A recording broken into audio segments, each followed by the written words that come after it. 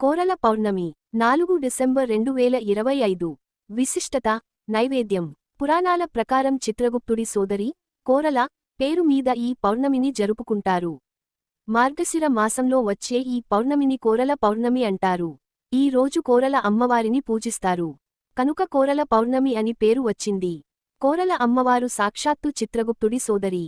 మార్గశిర పౌర్ణమి రోజున చిత్రగుప్తుడు తన చెల్లెలి ఇంటికి వస్తాడు.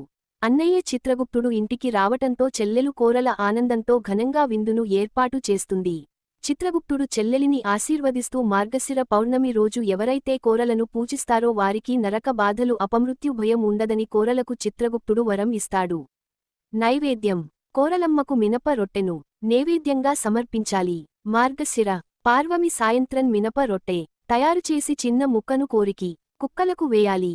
కోరల పౌర్ణమి రోజు చంద్రుడిని పూజించాలి.